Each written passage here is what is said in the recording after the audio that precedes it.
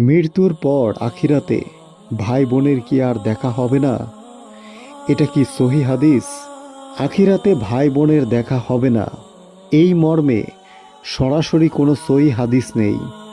বরং কুরআন ও সহি হাদিসের আলোকে বোঝা যায় ঈমান ও নেক আমলই মিলনের একমাত্র উপায় হবে।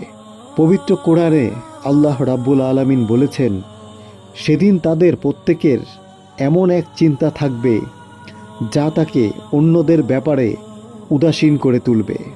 কিয়ামতের কঠিন পরিস্থিতি, নিজের জবাবদিহি ও বিচারের ভয় মানুষকে এতটাই ব্যস্ত রাখবে যে সে নিজেকে ছাড়া অন্য কাউকে নিয়ে ভাবার সময়ই পাবে না।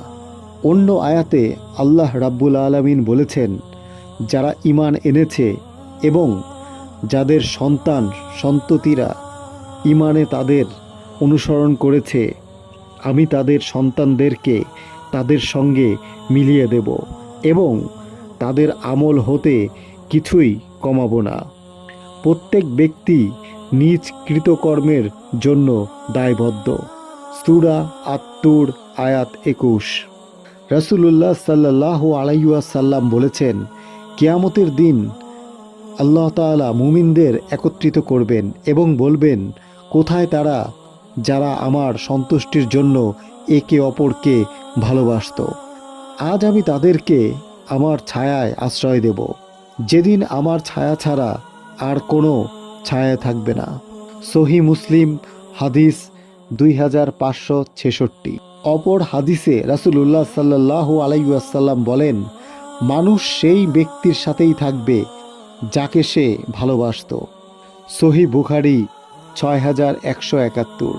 তাছাড়া কিয়ামতের বিভীষিকাময় এমন হবে যে প্রত্যেকেই থাকবে নিজের জবাবদিহি নিয়ে ব্যস্ত। তখন ভাই বোন আত্মীয় স্বজনের চিন্তা থাকবে না।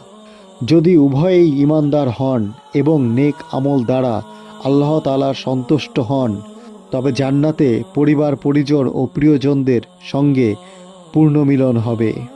সুতরাং কুরআন ও সহি হাদিসের আলোকে বোঝা যায়, যারা দুনিয়ায় একে অপরকে ঈমান ও নেক আমলের ওপর ভালোবাসত, আখিরাতে তারা একসাথে হবেন ইনশাআল্লাহ।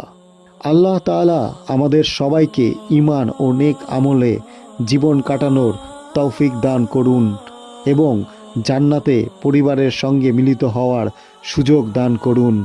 আমিন।